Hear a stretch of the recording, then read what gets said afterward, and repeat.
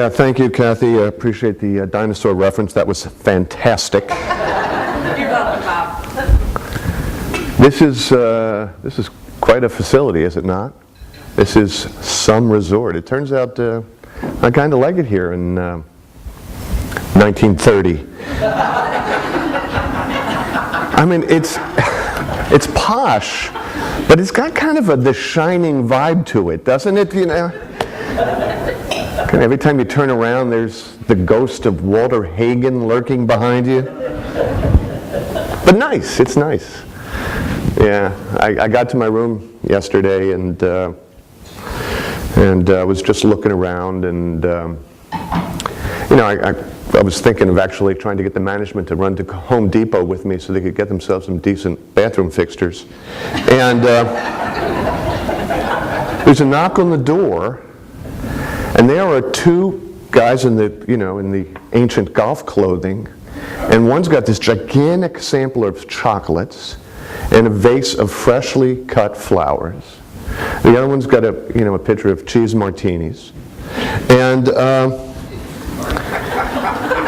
they just gave them to me. They said, "Mr. Garfield, this is for you. Thank you for being with us at the American Club." I'm like, whoa.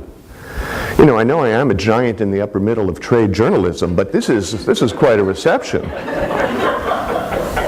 Anyway, I called the front desk. I said, "What's this all about?" They said, "Oh, Mr. Garfield, you're our very first Jew."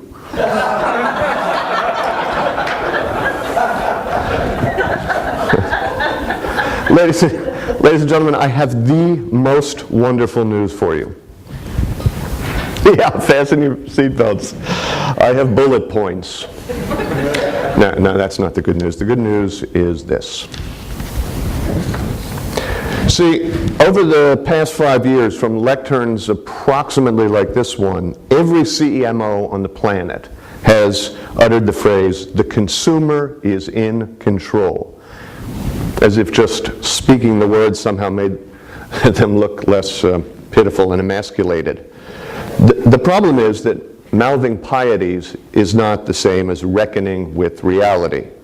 But here's the other thing. Executives need posture no more, CMOs in the room. It's cool. Don't panic. Reality, as it turns out, is a wonderful place to reside. Let me give you an idea where I'm going with this. If you were to type, "I love Apple," into your Google search bar, 3.27 million hits. If you type, "I love Starbucks," 2.7 million. And Zappos, almost 2 million shoes by male freaks. Now then, compare, if you will, those results with these major multinational brands. With these major multinational brands. Yikes, 4,700. Oh, you think that's humiliating or indicting or pitiful? No, that's not pitiful. You know how many hits you get if you type in, "I love Dow Chemical"? Out of 7 billion human beings, 3 lonely souls declare their affection for the folks who brought you napalm and the clingiest saran wrap ever. That, ladies and gentlemen, is pitiful. And just to put that into context, if you type in "I love Satan," or by my math, about 98,000 times more beloved than the Dow Chemical Company. But wait, there's more, because consider this. In the past 12 months, as a group, Citibank, AT&T and Wireless, ExxonMobil, and Dow have spent north of $2 billion on advertising. So how's that expenditure working out? Now, look, the methodology here may not be especially rigorous, but the results dramatize 2 immutable facts of contemporary marketing life. One, of course, is that your ad messages are falling on deaf ears, yet millions and millions of people will entirely of their own volition announce to the world their affection for a brand. Not for a person, Not for an artwork, not for a dessert, but for a good or service. Congratulations, people care deeply about you. Whether you like it or not, your brand is inextricably entwined in such relationships. If you were to type in, "I hate Exxon," you'd get 2.16 million hits, not counting the "I hate ExxonMobil" Facebook page, of course. Though people are decreasingly listening to your messages, that hasn't stopped them from thinking about you and talking about you. And each of these expressions of like, dislike, ardor, or disgust has an exponent attached to it, reflecting the outward ripples of social interaction. In short, as you have realized, but most likely not quite come to grips with, your brands are being evaluated 24/7 in countless conversations that have zero to do with your ad slogan.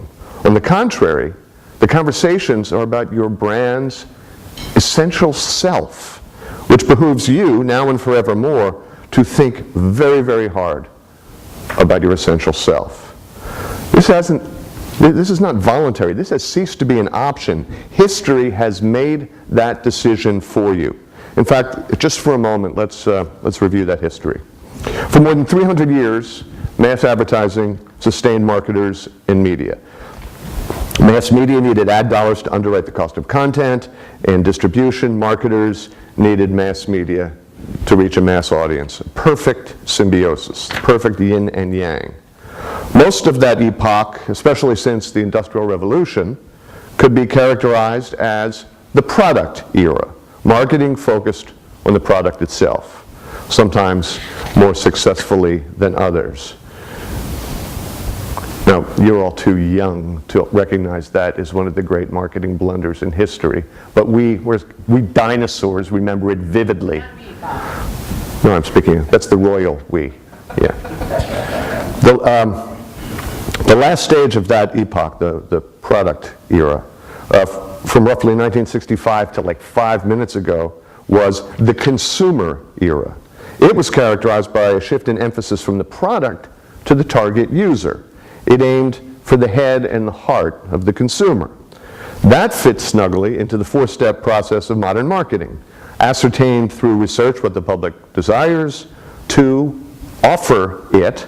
3, create advertising designed to seduce, impress, entertain, frighten, or flatter the target audience. And 4, place that advertising in media favored by the target.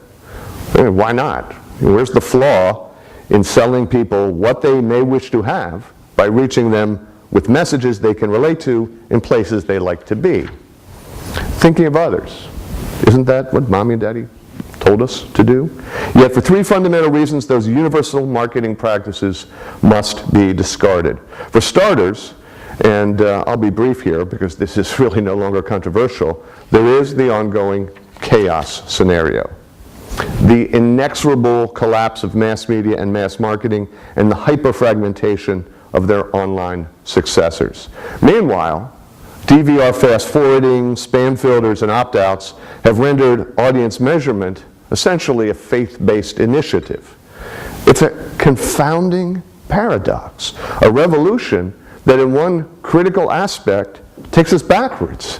While digital tools have taken the power of the heavily capitalized few and distributed it to the many, they have also nearly obliterated anybody's capacity to reach the many in one fell swoop. The Industrial Revolution was revolutionary because it created efficiency through scale. The digital revolution, by contrast, has decimated scale. So yeah, upheaval is violently altering the landscape. Now, a second factor is ecology. Think of the marketing environment like the planetary environment. In the consumer era, business won customers by constantly, expensively burning fuel. That fuel was advertising. Drill, drill, drill, burn, burn, burn, sell, sell, sell. Colossal reach made advertising and promotion seem efficient, yet their effects were maddeningly transitory. A vast expense yielding very little equity. Buy advertising and lo and behold, sales went up. Stop advertising and oops, sales went right back down. period. Marketing's effects in ecological terms were unsustainable. And now, amid the collapse of mass, the fuel itself is too expensive to produce. So now what? The future requires a sustainable alternative. Resource management is one thing we've discussed, and the disintegration of mass alone is the second. They alone argue against the status quo. But there's yet a third reason, a very nearly blasphemous reason, that the sun is setting on the consumer era. And I'll get to that shortly. But let's for a moment first meditate on the new currency of commerce, and that is trust. And that is trust. According to the Edelman Trust Barometer, well, I'll bet you can't read those little bars, but it doesn't matter. You can see that there's a barometer there. It's about trust. In 2006, in answering what was the standard of trust, this is an ongoing panel, the top response was, duh, quality products and services. By 2010, and still today, mere quality had dropped to number 3. Number 1, measurement of trust, with 83% of the respondents citing it, was transparent and honest business practices. Now, of course, people often tell pollsters what they think sounds correct. Polling also shows that racism doesn't exist, and there is zero consumption of porn. So how to demonstrate that the public's stated preference for honesty and transparency squares with their actual choices in the marketplace? The answer, conceived by my associates at Me+U in Dallas, is the brand sustainability map. Charting customer trust as the y-axis and transactions as the x-axis, and never mind how, it creates 4 quadrants.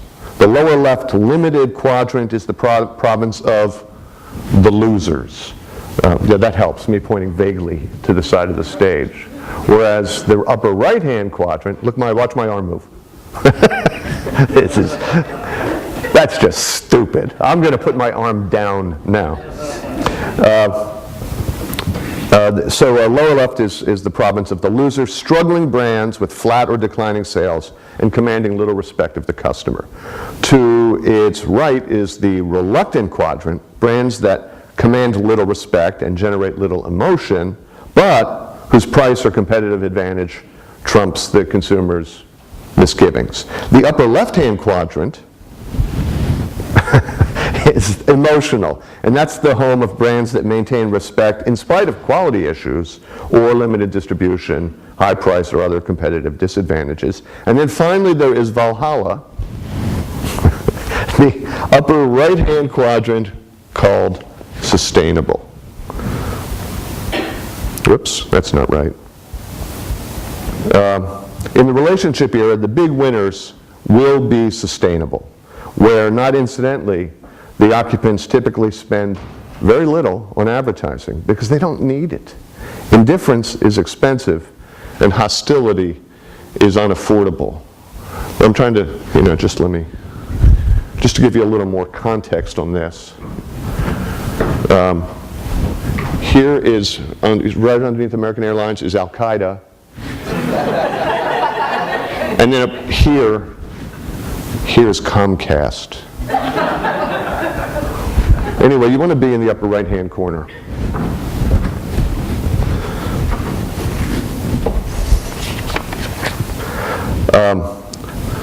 All you have to do is be beloved, or at least respected for not just what you sell, but how you conduct yourself in the world. And that truth was strikingly documented in the 2007 book Firms of Endearment, about 30 companies deemed to be driven by purpose as opposed to slavish devotion to quarterly earnings. Companies which, less paradoxically than would meet the eye, in the author's judgment, built shareholder value by not obsessing on shareholders. Among them, Honda, Trader Joe's, the Container Store, Southwest Airlines, Wegmans Food Markets, eBay, and more. Lo and behold, over a period of 10 years, those firms of endearment outperformed the rest of the corporate universe. Wildly outperformed it and continue to do so. That's over 15 years. Over the past 3 economically troubled years, on an annualized basis, the Standard & Poor's average rose 3.3%. The Firms of Endearment Index was up 21%. But why should this be so? Because the appeal of a brand is not limited to the intrinsic value of the goods and services. For a corporation or a brand or any institution, it actually extends, in 2012, to the inner you. Because in 2012, people care about the inner you. They care perversely about brands, but they want to know what you're about. Nestle's Pete Blackshaw famously declared, customer service is the new media department. But it's actually more than that. In a connected world, wherein your every move is recorded and transmitted and Googleable in perpetuity, in a world where you, whether you want it or not, operate no longer under in a fortress of opacity, but total transparency, in that world, everything you do is the new media department. And I know you very much appreciate how I just read the exact words that are on the slide right in front of your eyes. Because this is PowerPoint, and that's how I roll. I mean, this is an immutable fact of the relationship era that some companies like United Airlines and Netflix have had to learn the hard way, and which others simply knew in their bones from the moment of their creation. One of them is Patagonia, the outdoors outfitter. That is their core purpose. They sat down and went through the exercise of understanding why they drag their sorry asses out of bed every morning to go to work. That company donates 1% of its gross sales to environmental causes, recruits other businesses, even competitors, to do the same. It engineers every aspect of its operation towards source reduction and environmental sustainability. It has progressive workplace policies, from in-house daycare to paternity leave to paid sabbaticals for environmental volunteerism, and it enforces identical factory conditions, whether the factory is in California or Vietnam. That sort of thing. None of this eco-righteousness has thus far ravaged the bottom line. On the contrary, even amid very flat GDP, in the last 3 years, the company's revenue growth, its operating income, and its market share have all reached historical highs. Profits that are about 9%. Annual employee turnover is less than 5%, and the percentage of rejected goods at the factory is less than 1%. Now look, obviously, Patagonia benefits from a pre-existing global movement and a customer base predisposed to buying into its ethos.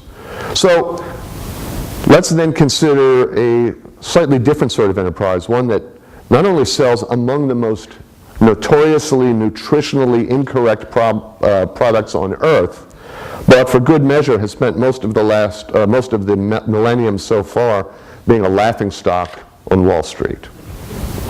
At the height of Krispy Kreme mania in 2003, the stock reached $44 a share. 2 years ago, it languished at $1.15, despite the nearly insane devotion of Krispy Kreme fans everywhere. That's why the human element succeeds where the Wall Street element fails. Previous management took such consumer devotion as a rationale for wild overexpansion. Current management takes it as a solemn bond never to disappoint their loved ones. Thus, they have determined as a first order of business to distill a brand purpose to its very essence and instill that essence in all they do. You know, the result isn't quite as lofty as Patagonia's, but nonetheless, kind of profound.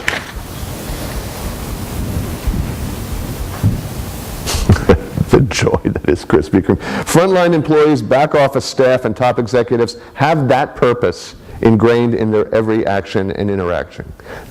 They just exude donut love. And since taking this purpose-driven approach, the company's share price has made its way back up to the like $9 range. This thanks to steadily growing revenue, steadily growing profit, and steadily growing same-store sales. And they've accomplished all of this virtually without advertising. Paid media represents less than 5% of the company's marketing budget. You know, it's funny. You could take out the words Krispy Kreme and add the words Jesus Christ, and it would still scan. And that is what those people think. Actually, tell you the truth, talk to them, it's a little creepy. With 3.8 million Facebook followers, Krispy Kreme doesn't really need big media budgets to engage with humanity. But, again, I kind of know what you're thinking. Yeah, Krispy Kreme, Scrumptious, Patagonia, hippy-dippy tree huggers saving carbon and baby seals. I grant you those are inherently emotional bases for forging a purpose and building a relationship. But what about, say, consumer packaged goods? Try plumbing the depths of a deodorant, right? Try looking for inspiration in perspiration. Funny you should mention that. In my friend Morgan Spurlock's hilarious documentary, Palm Wonderful Presents the Greatest Movie Ever Sold, one of the funniest moments came when Morgan asked the Van Roll-On marketing team what their brand was all about. That you would use to describe band. Band is blank.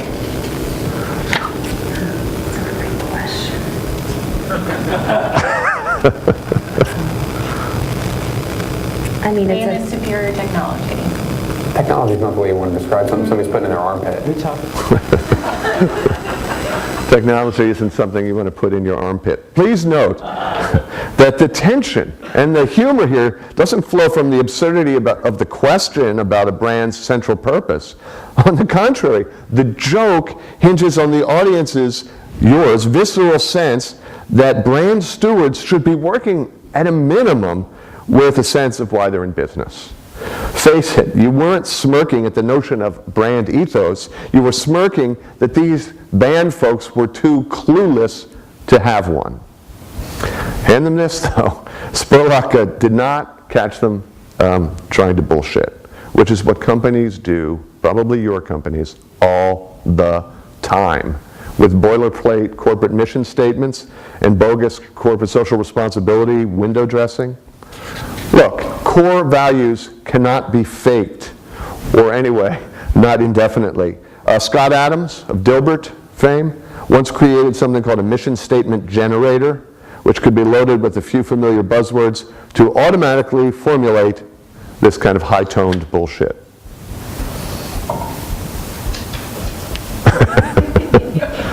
That's pretty funny, right? That's pretty funny. If you really want to see something funny, though, check out this actual value statement from Philip Morris. Item 1 is, as God is my witness. And here's another one that was literally etched into the facade of a corporate headquarters. Integrity, communication, respect, excellence, which of course was the watchword of Enron. And Dow, the chemical company that is so widely loathed that it can't even muster 4 expressions of online love, you know what its slogan is? It does have a nice ring to it, I got to say. And Dow has articulated ambitious plans. But for the chemical company that bought the chemical company that gave us Bhopal, the sloganeering is at best cognitively dissonant. Dow's worldwide reputation is so bad that the company's very presence as a sponsor in the London 2012 Olympics is roiling the entire organization. Hyping dubious humanity credentials is like lying to your psychoanalyst. It's a pointless exercise. Yet so many marketers dangle one foot in the 21st century while putting all their weight on the other foot, firmly planted atop Mad Men's grave. They squander the unprecedented potential of the socially connected world by conducting themselves as aloofly in social media as they always have in paid media. Please also realize that trust is an asset, not a commodity. It can't be purchased, it must be earned.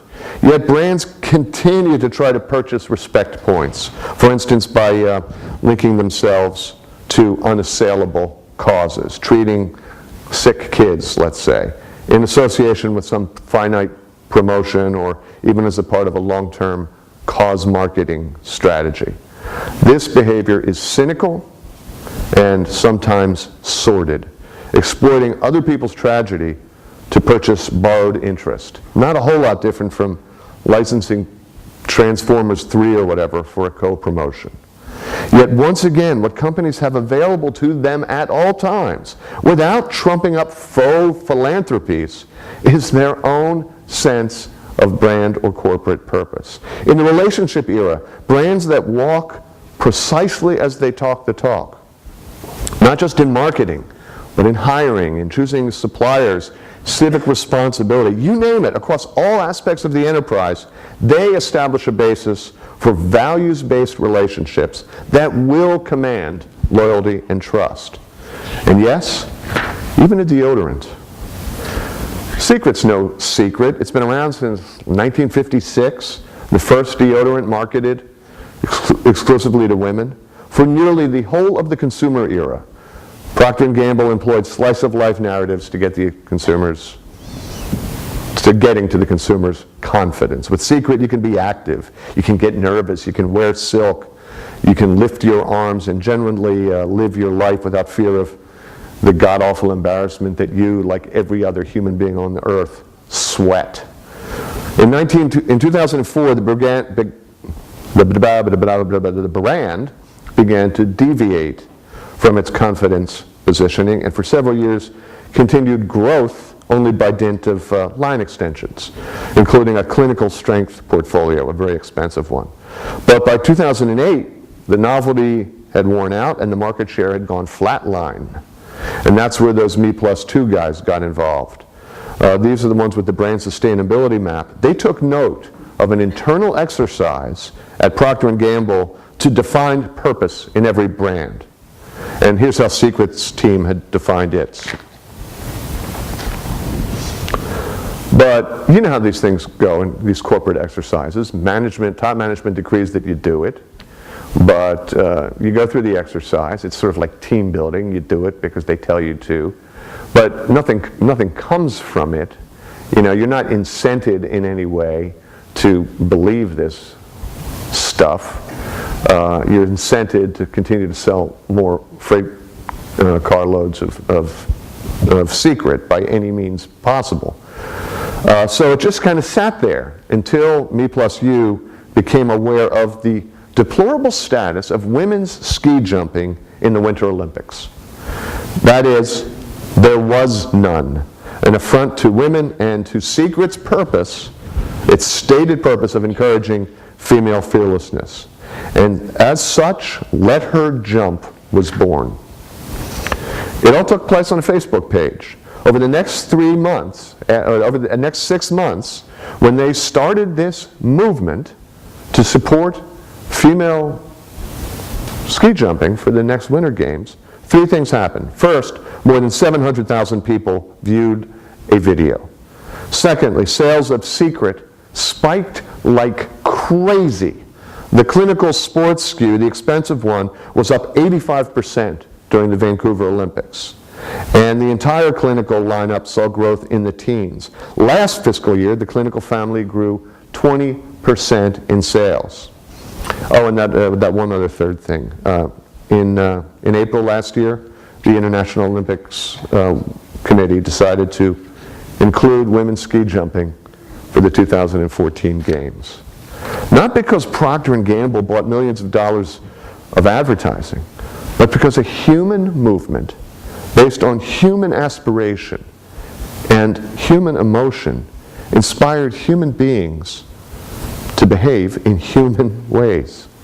Secret went on to other initiatives, one supporting Diana Nyad's attempts to swim from Cuba to Miami and 104 miles of shark-infested open ocean, and another to discourage bullying among girls in middle school. Also Facebook-based. Mean Stinks encourages tweens and young teens to be civil and encouraging and supportive and kind, instead of little savages making one another miserable for the perceived social gain or just for pure sport. Anyone who has ever endured the Lord of the Flies realities of middle school might assume that this kind of exercise would itself become a target of ridicule. But no, through Mean Stinks, in the space of a few weeks, 75,000 kids sent apologies to their peers or posted friendly graffiti on the page. It drew 203,000 fans in one day. Oh, and sales continue to grow. Which gets us finally to the remarkable third factor for embracing the human element.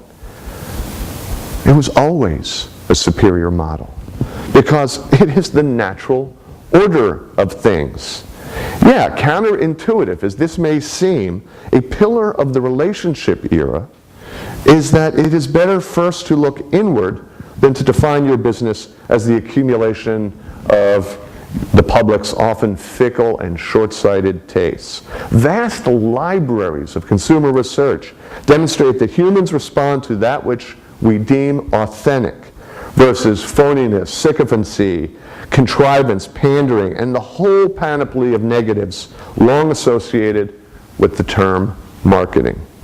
Or in the words of the noted Danish marketing visionary guru Polonius, to thine own self be true. Thank you. You're a fantastic audience. Enjoy the American Club. It's been a pleasure. So, Bob, you got to stay up there. Hey, Bob, you got to stay up there. Okay. I'm just making sure that Bob gets his exercise today. So do we have any questions? You have just witnessed my cardio. That was it. Yeah, very good. So anyway, so I have a question. Apple, kind of an interesting case, because to a certain extent they've been, I think that their products are so fantastic that they've kind of gotten a pass on some of the things about the company that are not so positive. And obviously, it seems like that's part of how Tim Cook is very different than Steve Jobs. But I kind of wanted to get your thoughts on how they've been able to not be, in many ways, the most responsible corporation while still having 3 million loves, or whatever you want to call them. Right. I'm glad you asked that question, because it's very much going to be the subject of a chapter in my forthcoming book. Well, look at that. Due out in March with a title that I don't know what it's going to be. Who's the publisher? Penguin Portfolio. Okay. And by the way, you can help. We've gone through 200 titles for a book about the subject we just spoke of. And try to get 5 people to agree on a single title. It is unbelievably difficult. It was long going to be called The Human Element, which I think is good because it's about the human element. But no. No. We thought about, what do you think about Money Can't Buy You Like? How does that work for you? Yeah, well, there's those two and 188 others that it won't be called. And I'm going to go over all of them with you now. Anyway, in the book, I'm addressing this very Apple situation, which clearly has not played out. So you have this brand in which Steve Jobs has created a cult, as close as you can get in the business world to a cult of products that he has never asked anybody's opinion about at any point. He doesn't do any consumer research because he doesn't care in what the consumer thinks they want, right? So he just does what he thinks needs to be done, and he has to makes them stylish, and he makes them work. And that's his vision, and he's uninterested in anybody else's worldview on what kind of consumer products he should make. But he does that really, really well. And Mac users, again, they're not just customers. They tie into some sort of almost religious attachment to the brand, and build up such unbelievable brand equity and profitability that at the State of the Union address, first the President of the United States, and then, in the only time that the Democrats and the Republicans have agreed on anything in the last 18 years, the spokesman for the GOP, I think it was Governor Mitch Daniels, was it Mitch Daniels? I don't remember. Anyway, they agreed that Apple is the best thing that has ever existed about America. And we want all of America to be like Apple. It was quite a stunning endorsement. Even though Apple offshores like crazy, and offshores particularly in China, where the New York Times and the lying monologuist Mike Daisy discovered that, there's a little bit of poor working conditions, suicide nets, there's no child labor, but very long hours, very low wages. People work in conditions there that are significantly worse than any prison in the state of Wisconsin, right? So this all comes out, and suddenly, for the first time, Apple has to answer for all of these things that had totally got to pass on. Is Apple invulnerable to this? Well, they have a lot of capital built up. They do have a lot of equity.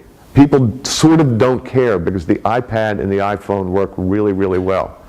But all I would say to the management at Apple is remember Johnson & Johnson. Because Johnson & Johnson was the most trusted company in the world since about 1983, when the Tylenol murders, the cyanide murders took place in Chicago. And they acted so transparently and forthrightly and quickly and honestly, and they took such a hit on their sales, and they just threw millions and millions of dollars of inventory into the dumpster, and they just built up this equity, and it has clung to them for 30 years, except now that it's now getting unclung, because they've been caught doing a number of things over the last 5 years, suppressing clinical data, having contaminated products in the factory, and all sorts of other fiascos. And the number one trusted company in the world is no longer the number one trusted company in the world. It's now like the number 8th trusted company, and that's not a path you want to go down. They're still clinging to that equity. So Apple, understanding the J&J phenomenon, has had to do some things. It immediately lowered the working hours, raised the wages, and if they have any slaves anywhere in the Pacific Rim, there was a little something extra in their paycheck. Any other questions? Okay. Well, thanks, Bob. Thank you. Thank you, Yeah, Kathy. okay. Thanks, everybody.